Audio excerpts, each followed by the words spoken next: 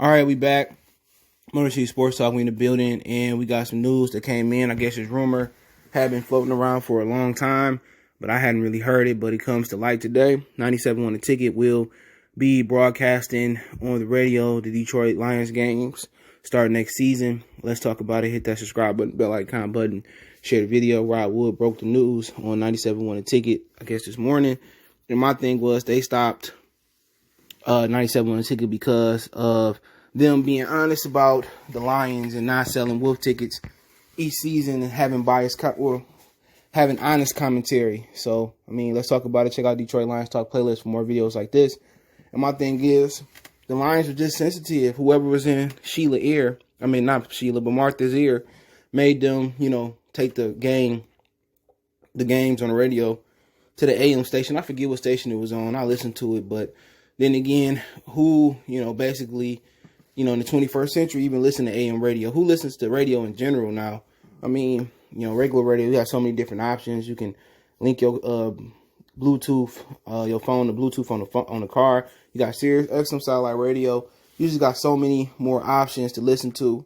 I mean, music and other things than actually listening to the radio. Now you actually got cars with Wi-Fi. You got phones with 5G that can stream the game while you on the road or while you at home. So radio isn't as prominent as it was 30, 40, 50, shit, even 20 years ago. But my whole thing was I supported Mike Valenti in 97 won the ticket for standing up to the Detroit Lions simply because you can't censor somebody for having an honest opinion about the team. The team goes whatever 6-10 or 7-9, whatever, and you want them to say, try to act like they won the Super Bowl. The Lions was wrong in that situation. If you want people to be honest and have great commentary and great opinions about the Lions, go out there and put a winner on the field. Honestly, go out there and win. And, Valenti going to have his opinion.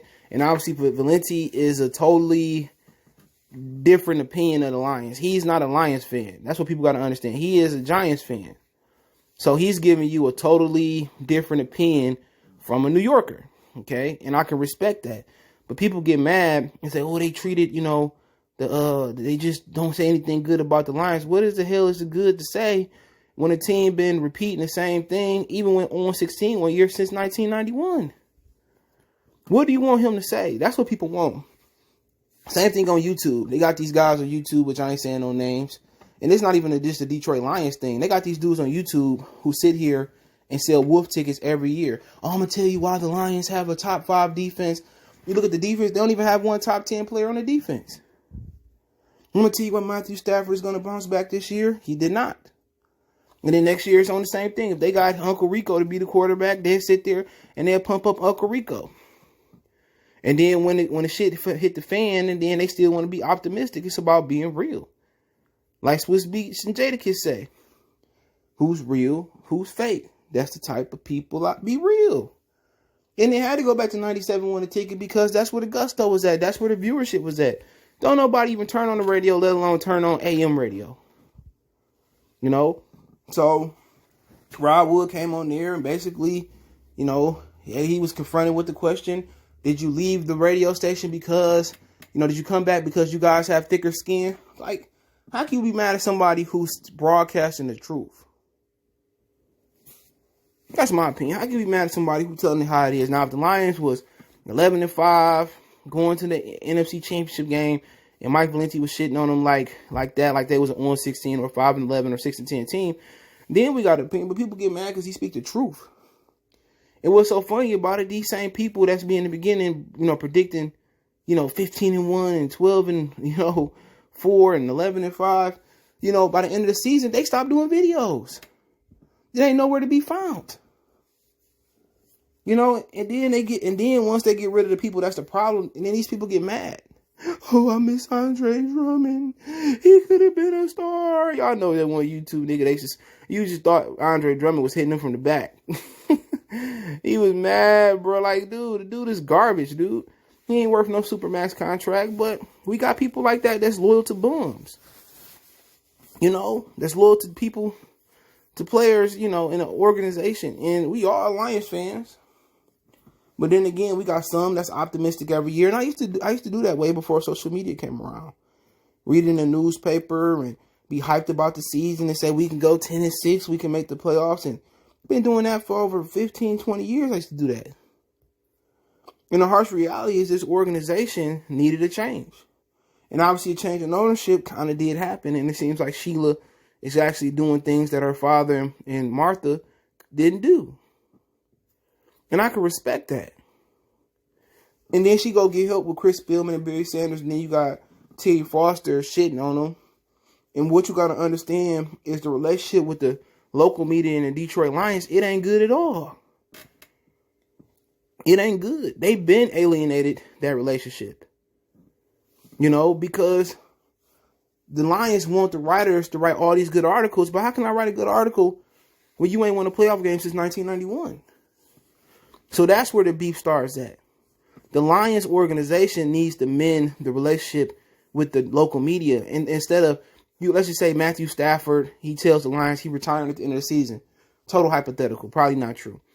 Instead of telling Terry Foster or leaking it to Mike Valenti, they go to Adam Schefter or they go to another, ESPN or out of Detroit media source and leak the information. And that's not fair. And the local media like, damn, you couldn't tell us first. And that's where the Lions are mad because the media tells the truth.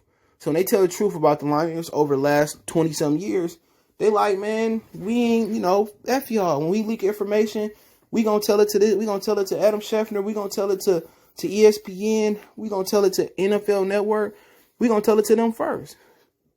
So you gotta understand the disconnect between the media and the Lions is because of the Lions. At the end of the day, journalists have a code to go by. Some journalists follow the code, some journalists don't. But then again, it's up to the Lions to mend their relationship. And then they got Rod Wood doing all the pillow talking. They got Rod Wood, talking. I'm gonna talk about that later. I'm not even gonna leak that or leak my video earlier. You got Rod Wood doing all the talking like he running Lions. He can make roster decision. This nigga don't even know what a first down is. He don't even know what a 3 technique is. But then again, at least he delivered some good news. All people want to see is a winner. And you got people saying, if they sell the team, they're going to move the team. All my thing is, what city want the Lions? Honestly.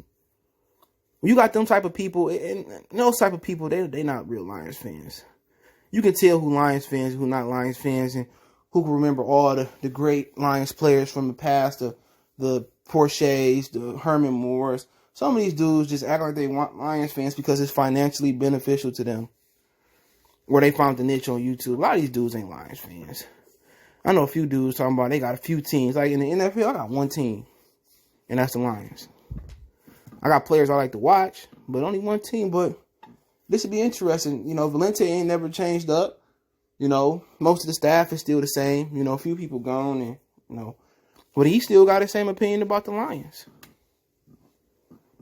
And that just shows that the Lions need some type of local media. See if ESPN pick up the Detroit Lions game and put it on their radio station. Bullshit. But this is a huge step in the right direction as far as mending the relationship between the Lions and the local media. It's a huge step in the right direction. But then again, the Lions finally identified the problem. They can't put a winner on the field. And they got loyal fans, and that's crazy. A lot of these loyal fans, come and spend the money, and they enable this losing behavior. It's like letting a kid get away with something and get away with it and keep getting away with it, and then expect him to change after he be getting away with it for his whole life. The Lions have to change the culture, and they made some moves as far as changing the culture, bringing Chris Spielman in, Barry Sanders in the fold, bringing some guys they can lean and trust on to make football business decisions and field decisions. So, I like the moves they're going. Hopefully we can win a Super Bowl pretty soon. That'd be the biggest thing ever in Detroit. We seen the Wings win one. A lot of people seen the Tigers win one back in the day. Or make it to one, excuse me.